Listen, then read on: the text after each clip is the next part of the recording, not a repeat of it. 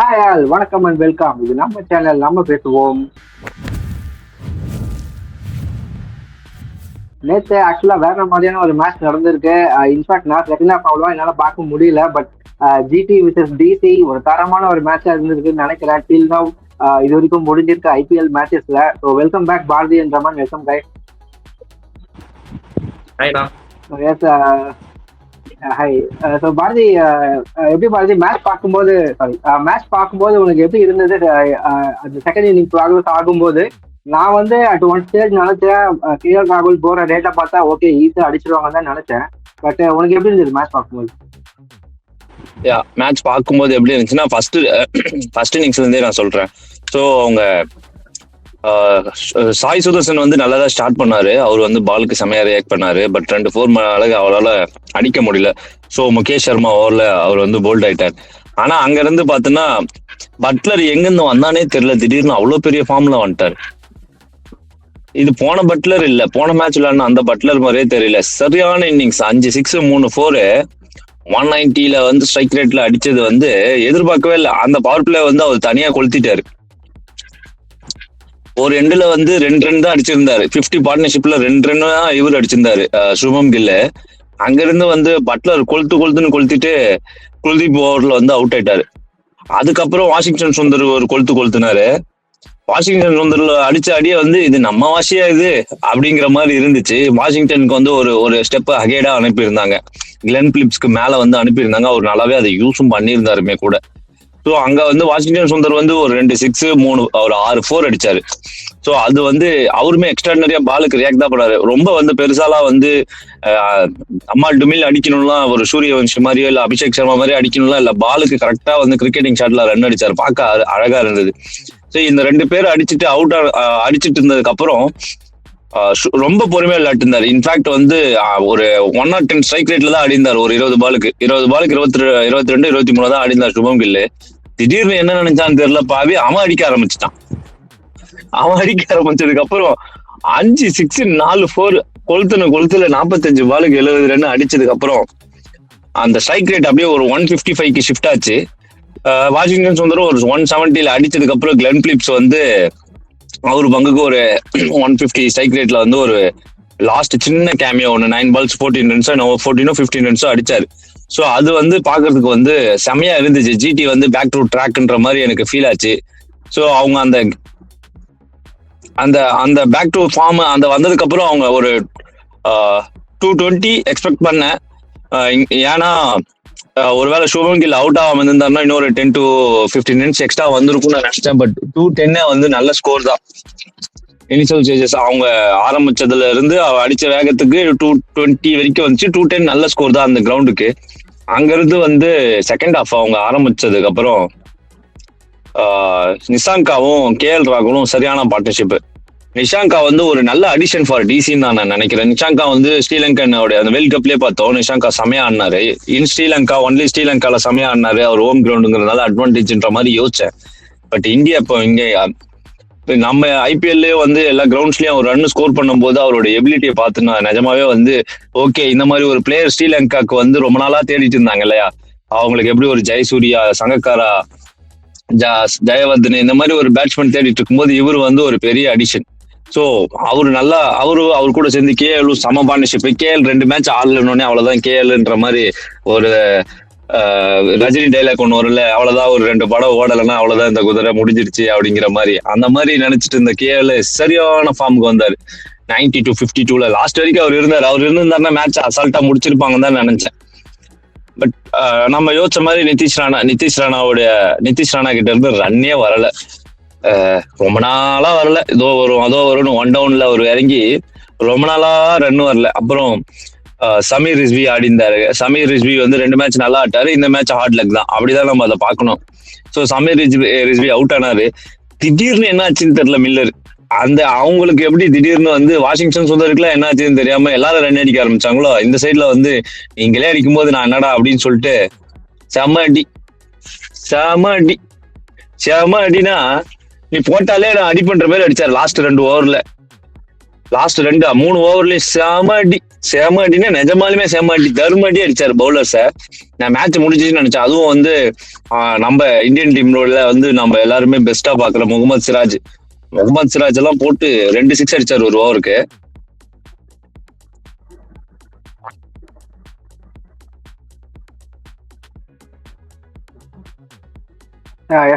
என்னாச்சு? அதான் முகமது சிராஜ்ல அடிச்சு 2 ஓவருக்கு ஒரே ஓவர்ல 2 6 அடிச்சாரு. மேட்ச் முடிஞ்சிருச்சுன்னு நினைச்சேன். பட் இது வந்து யாருமே எதிர்பார்க்காத மாதிரி லாஸ்ட்ல 1 ரன்ல வந்து டிசி தோத்தது வந்து பெரிய பெரிய ஹார்ட் லக் தான். எஸ் பாரதி, கரெக்டா சொன்ன. நல்ல ஒரு ஈவன்லி கண்டஸ்டா இருந்தது. செமையா ஆடினாங்க 2 சைட்லயுமே. அது நீ ஜாஸ் பட்லர் பத்தி சொன்ன பாரதி, நான் அங்கதான் ஆக்சுவலா இந்த மேட்ச் ஆரம்பிக்கிறதுக்கு முன்னாடியே ஒரு ஸ்டாட் பார்த்தேன். ஜாஸ் பட்லர் வந்து அகைன்ஸ்ட் டெல்லி அவருடைய ஐபிஎல் கேரியர்ல ஹையஸ்ட் ரன்ஸ் டெல்லி கிட்ட தான் அடிச்சிருக்காரு. ஒரு ஆப்போனண்ட் அகைன்ஸ்டா அதிக ரன்ஸ். அண்ட் பெரேஸ்வர தொட்டிலால மட்டுமே எனக்கு தெரிஞ்சு 78 என்னமோ ஆவரேஜ் அவருக்கு. நான் அப்பவே நினைச்சேன் இன்னைக்கு ஒரு சம்பவம் ஒருவேளை இருக்குமோ அப்படின்னு. அது ஏத்த மாதிரியே ஒரு சரியான ஒரு கம்பேக் மாதிரி வந்து ஆடிட்டாரு பெரேஸ்வர தொட்டிலால. செமையான ஒரு இன்னிங்ஸா இருந்தது பாக்குறதுக்கு. அப்படியே ஒரு நீ சொன்ன மாதிரி ஒரு ஃப்ரீ ஃப்ளோயிங் ஒரு பட்லர் ஆடுற மாதிரி தான் இருந்தது பாரதி. நல்ல ஒரு இன்னிங்ஸ். அந்த சுப்மன் கில் நமக்கு தெரியும் வழக்கம் போல அப்படியே ஸ்லோவா ஸ்டார்ட் பண்ணி ஸ்லோவா கொண்டு வந்து அப்படியே வந்துட்டு எடுத்துட்டு போய் ஒரு 17 ஓவர்ஸ் வரைக்கும் விளையாடினாரு. அது பார்க்க சூப்பரா இருந்தது.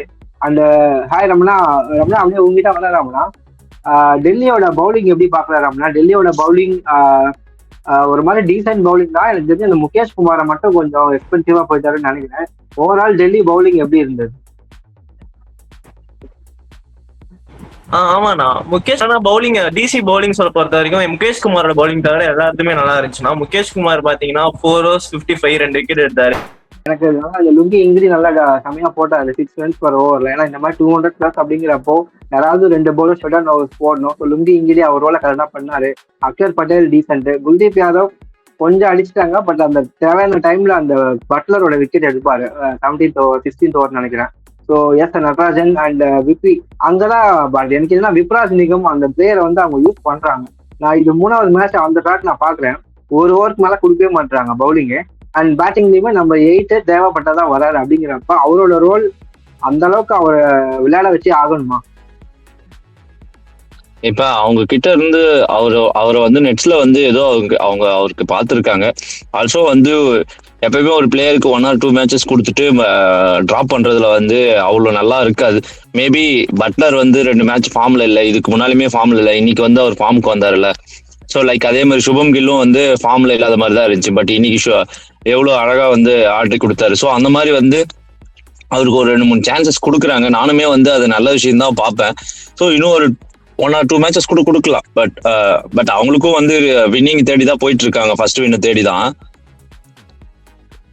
ஸோ அதுதான் 1 or 2 சாரி ஃபர்ஸ்ட் வின் இல்ல டெல்லி சாரி ஆல்ரெடி அவங்க 2 points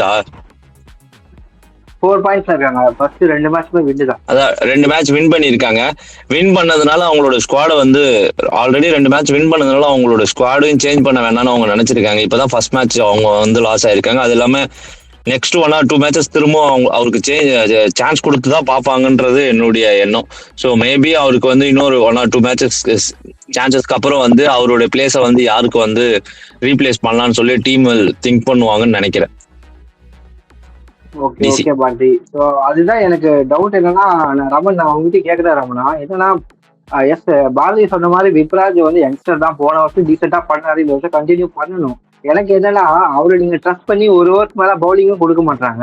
அண்ட் பேட்டிங்லயுமே அந்த 19-20 ஓவர்ல தேவைப்பட்டதான் இறக்குறாங்க. அப்படிங்கிறப்போ இப்போ நான் திரும்பவும் கேட்கறேன். இன்ஃபேக்ட் போன மேட்சே அவங்க இந்த தப்பு பண்ணாங்க. சமீர் இஸ்பியவும் இம்பாக்ட் டபுள் வச்சிருக்காங்க, அசுதோஷ் சர்மாவையும் இம்பாக்ட் டபுள் வச்சிருக்காங்க.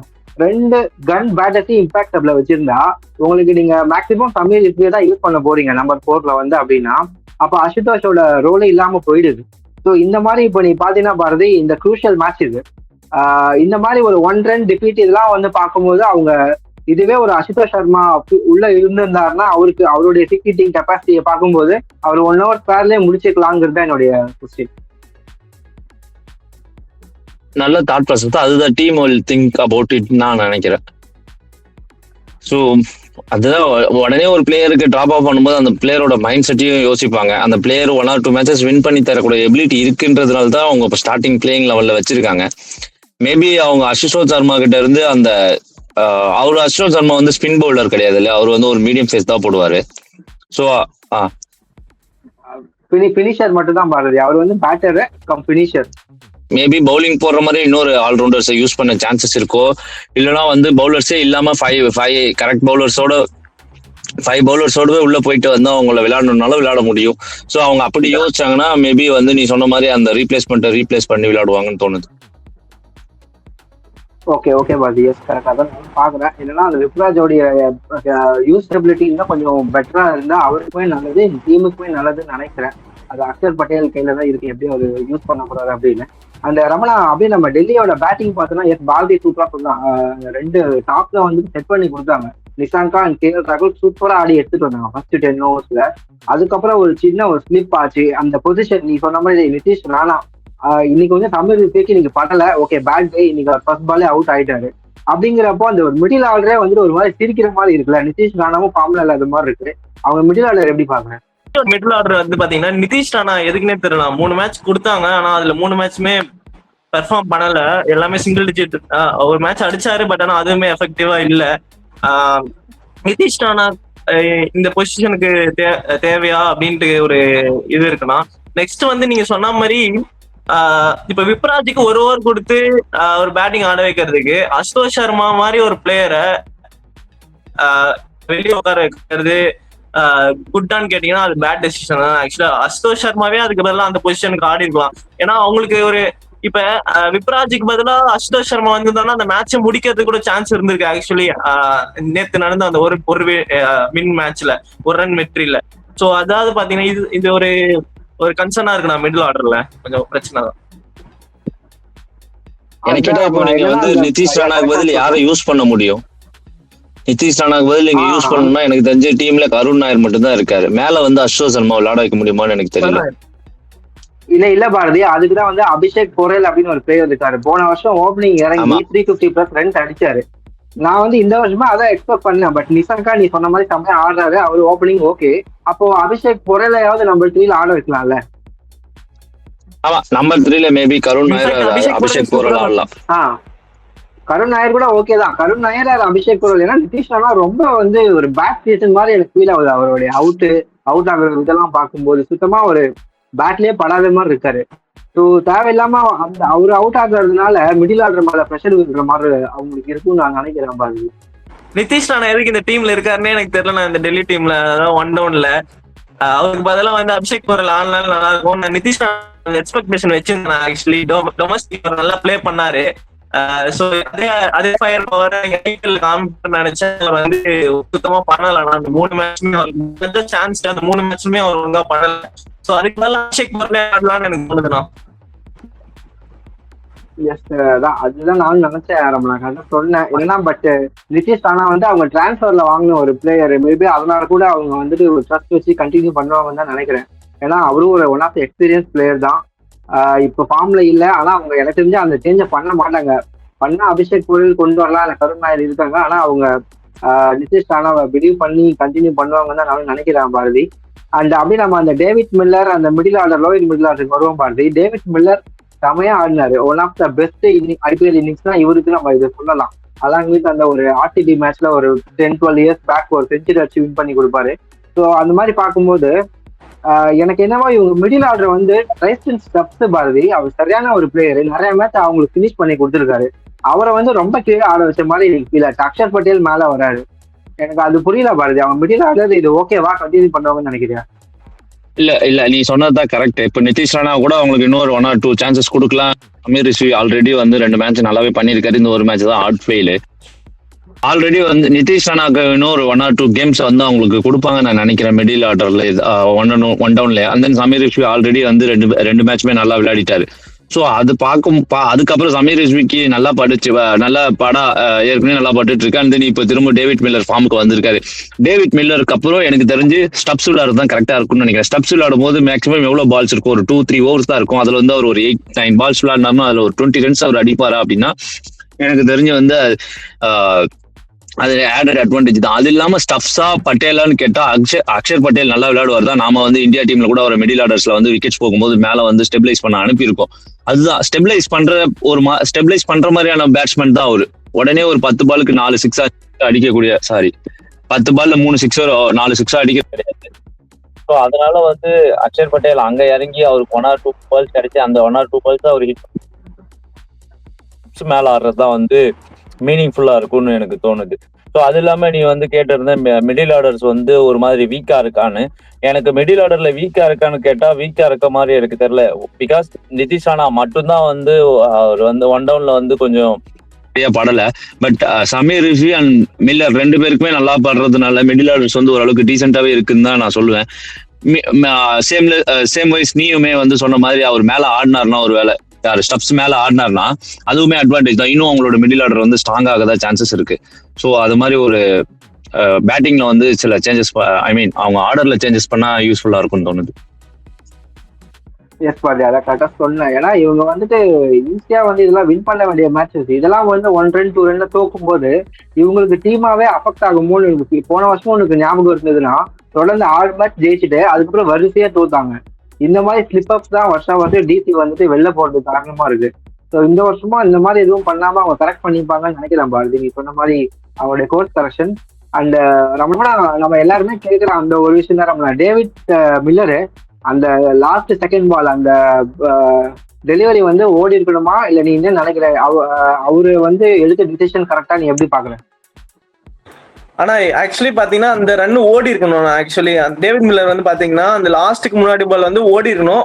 ஓடின்னு தான் வந்து மேட்ச் சேஃபா இருந்திருக்கும். அவருக்குமே ஒரு தாட் இருந்திருக்கும், நம்ம இது ஒரு முடிச்சு கொடுத்துட்டோம், இன்னும் ஒரு ரன் தான். ஆனா குல்தீப் யாதவ் கேப்பபிள் தான். ஒரு ரன் எடுக்கிறதுல குல்தீப் யாதவ் கேப்பபிள் தான் இன்னமும் நான் சொல்லுவேன். அது ஒரு மிஸ்டேக் தான். பட் ஆனா டேவிட் மில்லர் வழியா யோசிக்கும் போது அவர் என்ன நினைச்சிருப்பாருன்னா, நான் இன்னொரு 4 அடிச்சு முடிச்சு குடுத்துருவேன் இந்த மேட்ச, அவ்வளவு கான்பிடன்ஸா இருந்தாரு. பட் ஆனா கரெக்டா ஸ்லோவர் பவுன்சர் போட்டு பிரசித் கிருஷ்ணா சூப்பரா போட்டாரு. அது கிரெடிட்ஸ் கொடுத்தே ஆகணும்னா. அப்புறம் வந்து பாத்தீங்கன்னா அந்த ரன் ஓடி இருக்கணும், அந்த முன்னாடி பால் வந்து ஓடி இருக்கணும். பட் ஆனா எனக்கு டேவிட் மில்லர் பார்த்தா பாவமா இருக்கணும். ஆக்சுவலி ரொம்ப பாவமா இருக்கு, ஏன்னு தெரியல. ஓகே பாரதியோட தாட்ஸ் என்ன பாரதி? அந்த ஒரு என்னோட தாட்ஸ் என்னன்னா, அவர் ஓடி இருக்கவேணாங்கன்றது எப்பயுமே வந்து ஒரு காயினுக்கு எப்படி 2 சைடு இருக்குமோ அந்த மாதிரி தான் நான் இந்த விஷயத்தையுமே பாக்குறேன். ஒருவேளை அவர் ஓடி லாஸ்ட் பால் குல்தீப்புக்கு பேட்ல படாம அந்த மேட்சை டிரா இருந்தா நம்ம என்ன சொல்லியிருப்போம்னா, அந்த ஒரு ரன் ஓடாமலே மில்லரே அடிச்சு முடிச்சிருக்கலாம்னு கூட நம்ம சொல்லியிருப்போம். வை பிகாஸ் அந்த மேட்சை அந்த ஒரு ரன் வரைக்கும் கொண்டு வந்ததே மில்லர் தான். அந்த 3 ஓவருக்கு 45 ரன் 46 ரன் அடிக்க வேண்டியது இருந்தது. அந்த மொத்த ரன்னையும் அடிச்சு அந்த 2 பாலுக்கு 1 ரன் 2 பாலுக்கு 1 ரன்னு கொண்டு வந்தது. சாரி, 2 பாலுக்கு 2 ரன் ஆக்சுவலா. எஸ், 2 பாலுக்கு 2 ரன் கொண்டு வந்ததே மில்லர் தான். ஸோ அவ்வளவு தூரம் கொண்டு வந்த மில்லர் இதை நான் இப்போ இந்த சிங்கிள் எடுத்துட்டு டிராப் பண்ணிட்டேன்னா அதுக்கப்புறம் திரும்பவும் அந்த எண்டில் வந்து குல்தீப் அந்த வின்னிங் ரன் அடிக்காம போயிட்டாருன்னா திரும்பவும் பவர் பிளேக்கு போகும்போது இந்த மேட்ச் திரும்பவும் ரீஸ்டார்ட் தான் ஆகும். லைக் 6 சூப்பர் ஓவர் போகும். சூப்பர் ஓவர் போகும்போது அங்க என்ன வேணாலும் நடக்கலாம். ஸோ எனக்கு இப்ப நல்லா பட்டுட்டு இருக்கு, நான் இன்னொரு பால் சான்ஸ் எடுத்து அந்த பால்ல என் பேட்ல எங்க பட்டாலும் நான் அந்த 1 ரன் எடுத்துட்டு போறேன். இல்லைனாலும் எப்படியும் 1 ரன் நான் ஓடிட்டாலும் எனக்கு டிரா ஆயிட போகுது. ஸோ அந்த டிரா ஆப்ஷன் வந்து எனக்கு 100% என் கையில இருக்குன்னு அவர் திங்க் பண்ணிருப்பாரு. ஸோ எப்படி பார்த்தாலும் ஒன்னு வின் இல்ல டிரா, 2த்துல ஒன்னு கன்ஃபார்ம் இருக்கு. இந்த பேட்ல அந்த பால் என் பேட்ல படாம போக வாய்ப்பே இல்லை. அந்த மைண்ட் செட்ல தான் அவர் இருந்திருப்பாரு. ஏன்னா அந்த மாதிரி தான் அவர் ஆடிட்டு இருந்தாரு. கிட்டத்தட்ட 200 ஸ்ட்ரைக் ரேட், ரைட்டா? கிட்டத்தட்ட அந்த 200 ஸ்ட்ரைக் ரேட்ல அவர் அதோ அந்த லாஸ்ட் ஓவரோட 4th பால்ல ஒரு 6 சரியான 6 அடிப்பார். எங்க போயிருக்கோம் அந்த பால் சொல்லுங்க? Out of the ground.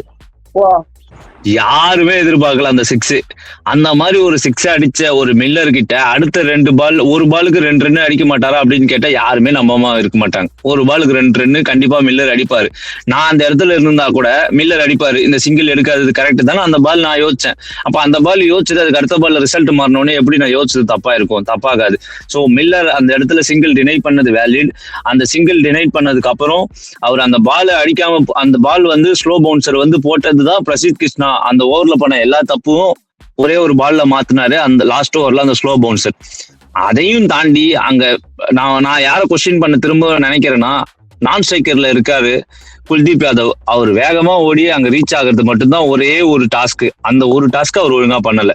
என்னை கேட்டா அதான் யாரா இருந்தாலும் தெரியும் இந்த பால் ஒருவேளை பேட்ல பண்ணனா நம்ம ஓடி ரீச் ஆகுறதுல தான் மேட்ரு இருக்குன்றது எல்லாருக்குமே தெரியும். ஈவன் கல்லி கிரிக்கெட்ல கூட தெரியும். ஸோ அந்த இடத்துல அவர் வேகமா ஓடி இருக்கணும். ஈவன் குல்தீப் வந்து சிங்கிள்ஸ் ஆடுவார்னே கூட வச்சுக்கேன், அந்த ஸ்லோ பவுன்சர் குல்தீப் ஆடாம விட்டுட்டாரு, இல்ல அவுட் சைடு ஆஃப்ல ஒரு பால் போடுறாங்க குல்தீப் பேட்ல பல்ல அப்படின்னா இதேதான் நடந்திருக்கும். இல்ல அடிக்க போய் எட்ஜ் வாங்கி கீப்பர் கிட்ட கேட்ச் போயிருந்தாலும் டிரா தான் ஆயிருக்கும்.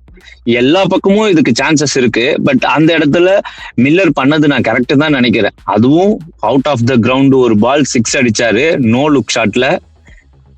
ஐ மீன் அதுக்கு முந்தின ஓவர்ஸ்ல நோ லுக் ஷாட்ல எல்லாம் 6 அடிப்பாரு. அதுவும் அந்த மாதிரி ப்ரெஷர் சுச்சுவேஷன்ஸ்ல அவர் ஹேண்டில் பண்ணது வந்து எக்ஸ்ட்ராடினரியா இருந்துச்சு. அந்த கேமை கிட்டத்தட்ட வின் பண்ற அவங்க வின்னிங் ஸ்டேஜஸ்ல இருந்து கிட்டத்தட்ட இவங்க வின் பண்ற நிலைமைக்கு கொண்டு வந்தது மில்லர் தான். திரும்பவும் அந்த ஒரு பால் தான் வின்னிங் மாத்துச்சே தவிர மில்லர் மேல எந்த தப்புமே இல்லை. நான் வந்து ஸ்டாண்ட்ஸ் ஃபார் மில்லர் தான். இல்ல ஓகே வின் அது ஓகே பாது. என்னன்னா அது நான் கரெக்ட் தான். ஆனா மில்லர் அடிக்கிறதுனா அவங்க இந்த இது கூட வந்திருக்க முடியாது. திரும்ப ஒரு இன்ஜுரியில இருந்து திரும்ப வந்து ரிட்டையர் ஹர்ட் ஆகி திரும்ப வந்து விளையாடினாரு. அது ஃபைன் தான். எனக்கு என்னன்னா நம்ம அந்த இந்த கடைசி அந்த 2 பால் 2 ரன் இருக்கிற மூமெண்ட் நான் எப்படி பார்த்தேன்னா, நான் அங்க அஸ்வின் மெல்போர்ன்ல பண்ணிருப்பாரு அந்த மாதிரி நான் யோசிச்சு பார்த்தேன். அந்த நேரத்துல விராட் கோலி இருந்தாரு, எல்லாம் இருந்தாங்க. பட் என்னன்னா சின்ன ஒரு நீங்க என்னதான் 99 வரைக்கும் ரன் அடிச்சிருந்தாலுமே அந்த ஒரு இதுதானே கேம் ஆஃப் இன்ச்சஸ் அப்படின்னு எல்லாரும் சொல்ற மாதிரி ஒரு கேம் அவேர்னஸ். அது அவேர்னஸ்க்கு நான் சொல்ல ஓகே, அவருடைய மைண்ட் செட்ல இருந்து அப்படி நினைச்சு பார்த்தது கரெக்ட் தான். பட் பிரசித் கிருஷ்ணான்னு இல்ல யாரா இருந்தாலுமே அந்த ஒரு கடைசி பால் அப்படின்னு வரப்போ 2 சைட்லயுமே ப்ரெஷர் இருக்கும்ல.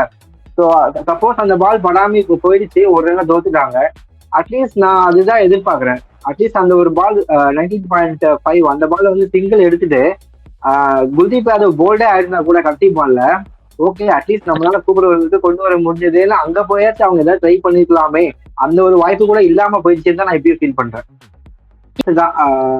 என்னதான் இருந்தாலும் ஒரு ரன் தோல்வி அப்படிங்கிறப்ப 2 சைடுமே வந்து அந்த ஒரு ஈக்குவல் அமௌண்ட் ஆஃப் கிரிக்கெட் ஆடிடுறாங்கன்னு தான் சொல்லி ஆகணும். அந்த ஒரு விக்டரி மார்ஜினால 2 பாயிண்ட்ஸ் ஜிடிக்கு போயிடுச்சே தவிர that doesn't take any credit away from Delhi தான். ஏன்னா அவங்க சூப்பர் கிரிக்கெட் இது வரைக்கும் ஆடிட்டு வந்துட்டு இருக்காங்க. ஸோ 3 மேட்ச் தான் ஆயிருக்கு. அப்படிங்கிறப்போ கண்டிப்பா அவங்க ஸ்டில் அவங்க ஒரு டாப் 4 கண்டென்டர்ஸா தான் இருக்காங்க, டாப்ல தான் இருக்காங்க. அப்படிங்கிறப்போ நல்ல கிரிக்கெட். டேவிட் மில்லர் எல்லாத்தையும் மறந்துட்டு திரும்ப அந்த மேட்ச்ல இருந்து ஃப்ரெஷ்ஷா ரீஸ்டார்ட் பண்ணுவாருன்னு நம்ம நம்பலாம் பாரதி. அது அப்படியே வந்து ரஷீத் கானை பத்தி நம்ம பேசலாம் கொஞ்சம். என்னன்னா லாஸ்ட் 2 மேட்ச்ல அந்த ஒரு கிளிம்ஸ் தெரிஞ்சது, ஒரு மாதிரி டீசெண்டா போட்டாரு. 4 hours 30, 4 hours 29 அந்த மாதிரி போட்டு 1 விக்கெட் அது மாதிரி தான் எடுத்தாரு. அப்பயே ஓகே, ரொம்ப பேடா போல, ஒரு மாதிரி டீசெண்டா ஃபார்முக்கு வராரு அப்படின்ற மாதிரி இருந்துச்சு. பட் இந்த மேட்ச் சடனா அதுவும் டெல்லியில ஒரு பாட்டா விக்கெட்னு எல்லாரும் சொல்லுவாங்க, அந்த மாதிரி பிச்சுல வந்துட்டு என்ன மாதிரி ஒரு பவுலிங், 4 hours 17 runs 3 விக்கெட். அதுவும் அந்த தமிழ் ரிவ்யூட பால் தான் எனக்கு வந்து பால் ஆஃப் த டே அப்படின்னு சொல்லுவாங்க. சரியான ஒரு டெலிவரி கூகுளி அப்படி போய் அப்படி அடிச்சுட்டு போச்சு. தமிழ் ரிவ்யூ பார்த்தாரு, நான் 2 match last man of the match வாங்கினேன், என்னைய போய் ஃபர்ஸ்ட் பால்ல அவர் தூக்கிட்டீங்களே, என்னையா ரஷீத் கான் அப்படின்னு பார்த்துருப்பாரு. அவருடைய பவுலிங் எப்படி பார்த்துப்பாரு. ஆக்சுவலா அதுதான் ரஷீத் கானை நம்ம ரொம்ப நாளா பார்த்துட்டோம். இன்ஃபேக்ட் வந்து வேர்ல்டு கிரிக்கெட்ல வந்து யங்கஸ்ட் கேப்டன் வந்து ரஷீத் கான் தான். அவர் யங்கஸ்ட் கேப்டன் ஆப்கானிஸ்தான் கேப்டன் பண்ணாரு. அதுக்கப்புறம் திரும்ப கேப்டன்சில இருந்து ரிமூவ் பண்ணாங்க, திரும்ப கேப்டன்சிக்கு வந்தாரு.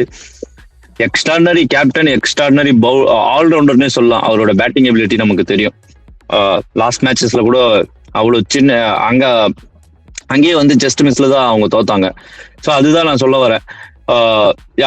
ஸோ அவருடைய பவுலிங் எபிலிட்டி நமக்கு நல்லாவே தெரியும். அவர் திரும்ப பேக் இன் ட்ராக்னு தான் நான் சொல்ல போறேன். புதுசா எதுவும் கத்துக்கிட்டு வரல. அவருக்கு ஆல்ரெடி தெரிஞ்ச விஷயத்த திரும்ப நல்லா பண்ண ஆரம்பிச்சிட்டாரு, அதே மாதிரி பண்ண ஆரம்பிச்சிட்டாரு. ஸோ அதுதான் யோசிக்கிறேன். 4 balls 17 runs 3 wicketsங்கிறது இது வந்து ஒரு டேஞ்சர் சைன் அதர் டீம்ஸ்க்கு who going to play against ஜிடிங்கிறதுக்கு வந்து. அதே மாதிரி ஜிடிக்கு வந்து ஒரு ஹாப்பி நியூஸ், ரஷீத் கான் உள்ள வந்துட்டானா 4 run செக்யூர்டு, சீல் பண்ணியாச்சு, ஓர தூக்கி போட்டுடலாம். ஸோ அப்படிதான் அவங்க யோசிக்கணும். அதான் பாரு, ஏன்னா ஃபீல்டிங் செமையா இருந்தது இன்னைக்கு அவங்களுக்கு. அந்த பிரசித் கிருஷ்ணாமே நீ பாத்தீங்கன்னா, அந்த பிரசித் கிருஷ்ணா அடி வாங்கல அந்த ஒரே ஓவர் கேஎல் ராகுல் கிட்ட தான் அடி வாங்கியிருப்பாரு. 25 runs நம்ம கொடுத்துருப்பாரு. அதை தாண்டி பாத்தீங்கன்னா ஒரு மாதிரி டீசெண்டா தான் போட்டிருப்பாரு. அது என்னன்னு தெரியல, பிரசித் கிருஷ்ணா கிட்ட அவரு மாட்டேங்கிறாரு. அதே மாதிரி இங்க நடராஜன் வந்து போலிங் போடும்போது வாஷிங்டன் சுந்தர் நல்லா ஆடினாரு. அந்த ஒரு ஸ்டேட்மேட் பேட்டிங்ஸ் வந்து செம்மையா இருந்தது பாக்குறதுக்கு. இந்த சைட்ல வாஷி, நடராஜன், அந்த பக்கம் வந்து கேஎல் ராகுல், பிரசித் கிருஷ்ணா, அது நல்லா இருந்தது பாரதி. அந்த அதான் பாரதி ஏன்னா ஜிடிக்கு எப்படியோ அந்த ஒரு மேட்ச் தெரியுது. நம்ம 3 சீசனா பாத்துட்டு இருக்கோம், எப்படியாவது வின் பண்ணி அந்த ஒரு பிளே ஆஃப்ல போயிடுறாங்க. அவங்களுக்கு தெரியுது எந்த ஒரு சுச்சுவேஷனா இருந்தாலும் ஏதாவது ஒன்று பண்ணி வின் பண்ணணும். பேட்டிங்னா டெத்துல வந்து திவாட்டியா வந்து அடிச்சு கொடுத்துறாரு ஏதாவது ஒரு மேட்சஸ்ல. பவுலிங் வந்தா இந்த மாதிரி ஏதாவது ஒன்று பண்ணி கடைசியில வின் பண்ணிடுறாங்க. அந்த ஒரு நேக் ஆஃப் வின்னிங் வந்து தெரியுது அவங்களுக்கு. ஆக்சுவலா நேக் ஆஃப் வின்னிங்ன்றதை தாண்டி இப்போ இருக்கிற கோச்சிங் மெத்தடை முதல்ல மாத்தினவரு நம்ம நெஹ்ராஜி தான். ஸோ அவர் தான் வந்து இப்போ இருக்கிற கோச்சிங், இப்போ அவர் தான் ஃபர்ஸ்ட் வந்து கிரவுண்ட்ல இறங்கி கோச்சிங் பண்ண ஆரம்பிச்சாரு. மேட்ச் நடக்கும்போதே ஒரு பாதி கேப்டனா மாறினாரு. இப்போ அதை தான் எல்லாம் மற்ற டீமுங்க ஃபாலோ பண்றாங்க. ஸோ அதனால வந்து அவங்க போடுற எஃபர்ட் வந்து நல்லா இருக்கு. அது இல்லாம அவங்க சைட்ல வந்து இந்த ஏரோப்ளான் மேன் கிளென் பிலிப்ஸ் மாதிரி ஒரு ஆளை வச்சிருக்காங்க. அது ஒரு எனர்ஜி ஃபீல்டு. எங்க பாரு அந்த மனுஷன் ஓடிக்கிட்டே இருக்கான், அடிச்சுக்கிட்டே இருக்கான். பால் எங்கெல்லாம் விழுதோ அங்கெல்லாம் வந்து கிளென் பிலிப்ஸ் இருக்கான். அந்த மாதிரி ஒரு டைவ் என் லைஃப்லயே நான் பார்க்கல. அதுவும் பேக்ல ஓடி அந்த மாதிரி, அது ஸ்விம்மிங் பூல்ல டைவ் அடிக்கிற மாதிரி ஒரு டைவ். நம்ம சும்மா கால் தடிக்க விழுந்தாலே செம வலிக்கும். அப்படியே மொத்த பாடி அப்படியே பேரலா லேண்ட் ஆச்சு தரையில. அதெல்லாம் வந்து பார்க்கும்போது கிரிக்கெட்டை ஒருத்தன் எவ்வளவு லவ் பண்றான்ல. நம்மளும் தான் கிரிக்கெட் லவ் பண்றோம். கிரிக்கெட் நமக்கு நம்மளால பேச முடியுது. நானும் இந்த சாட்டர்டே சண்டே ஆனா கிரவுண்டுக்கு போறேன், என்னால முடிஞ்ச எஃபர்ட் போடுறேன். பட் ஒரு மனுஷன் 30 வயசுக்கு மேல ஒரு எஃபர்ட் ஒண்ணு போடுறான், அதை நம்ம பாக்குறோம். அதே ஏஜ்ல நம்ம இருந்து பார்த்துட்டு ஏன்னா அவங்கள பாதி கூட நம்ம லைஃப்லயோ சரி, வேற எது ஒர்க்லயோ சரி, வேற எங்கேயோ அந்த எஃபர்ட் போடுறதுக்கு வந்து அந்த எஃபர்ட்டோட கம்பேர் பண்ணும்போது நம்மளுக்கு ஒண்ணுமே இல்லையோன்னு தோணும் போது சத்தியமா சரியான எஃபர்ட். அதை வந்து நான் எல்லா இடத்துலயுமே யூஸ் பண்ணிக்கணும்னு தான் நினைக்கிறேன். கிரிக்கெட் லவ் பண்ணி பிசிக்ஸே வந்துட்டு பார்த்தா பொறாம போடுன்னு நினைக்கிறேன். ஏன்னா அவர் அடிக்கிற டைவ், இந்த ஆங்கிள் எல்லாம் பாத்தீங்கன்னா, டேய் நான் பிசிக்ஸ் இந்த மாதிரி ஆங்கிள் எல்லாம் நான் வேற யாரும் பண்ணி பார்த்ததே இல்லையே, நீ டிஃப்ரெண்டா பண்ணிட்டு இருக்கிற மாதிரி பிசிக்ஸே பார்த்து பொறாம போடுற மாதிரிதான் அவருடைய கேட்சஸ். எனக்கு தெரிஞ்சு அவரோட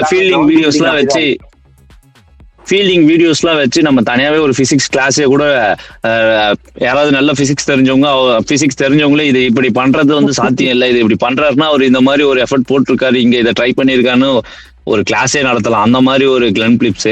அண்ட் தென் வந்து இன்னொரு விஷயம் என்னன்னா, நடராஜனோட பவுலிங் வந்து ஏக்கர்ஸ் வந்து செமையா நெயில் பண்ண ஸ்டார்ட் பண்ணியிருக்காரு. லாஸ்ட் மேட்சஸ்லயும் பிஃபோர் மேட்சஸ்லயும் பார்க்க முடியுது. ஏக்கர்ஸ் நிறையவே சூப்பரா நெயில் பண்றாரு.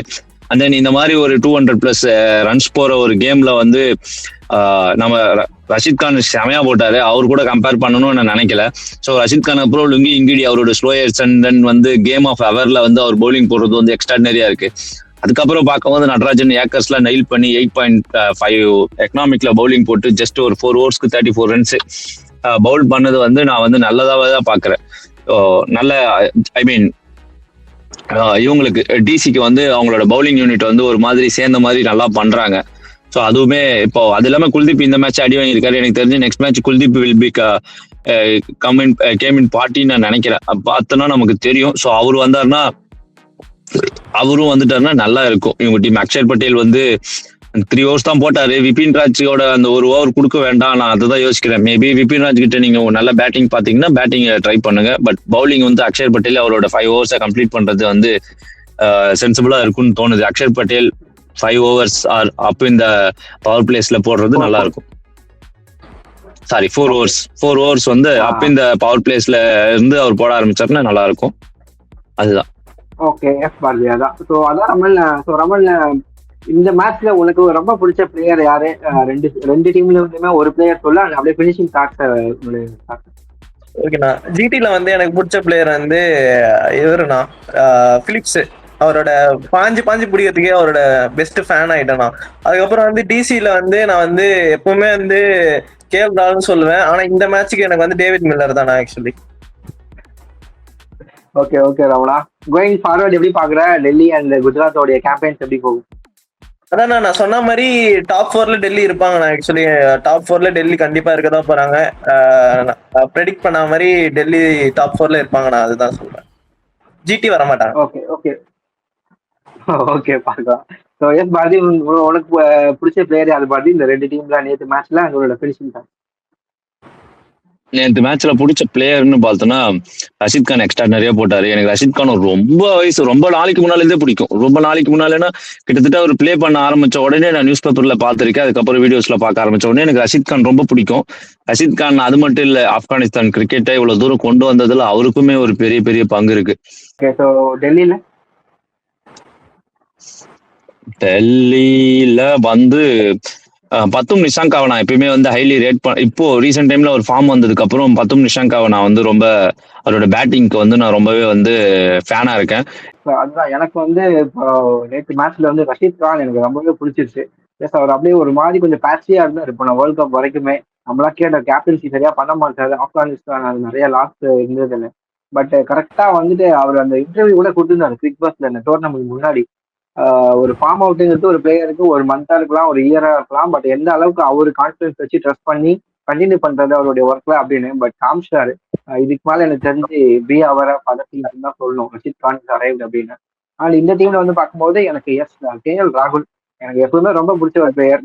விராட் கோலி டெக்னிக்கலி சவுண்டட்னா அவரை விட நான் 1% மேலேயே சொல்லுவேன் KL ராகுல். அந்த அளவுக்கு டெக்னிக்கலி சவுண்டட் பேட்ஸ்மேன் நம்ம இந்தியன் டீமோடைய ஹிஸ்டரியிலே பாத்தீங்கன்னா இப்போ ரீசெண்ட்ல. ஸோ விராட் கோலி அளவுக்கு நம்ம பேசணும்னா KL ராகுல் அவருக்கு T20 டோர்னமெண்ட்ல T20 ஸ்குவாட்ல ஒரு இடம் கிடைக்கல. அட்லீஸ்ட் இந்த ஒரு சீசன் நல்லா பண்ணி ஏதாச்சும் உள்ள வர முடியுதான்னு அவர் பார்க்கட்டும். நான் வந்து விஷ் பண்றேன் அவருக்கு T20 ஸ்குவாட்குள்ள எப்படியாவது வரணும் அப்படின்ட்டு. ஸோ 2 டீம் எனக்கு பிடிச்ச players Bharathi and Raman.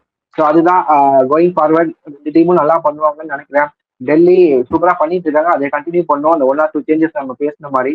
And Gujarat அவங்களும் நல்லா பண்ணட்டும் கோயிங் ஃபார்வர்ட். அப்பதான் டோர்னமெண்ட் இன்ட்ரெஸ்டா இருக்கும், பார்க்கலாம், வெயிட் பண்ணி அடுத்த மேட்சஸ்ல மீட் பண்ணலாம் Bharathi and Raman. Thank you guys, thank you so much. Thank you.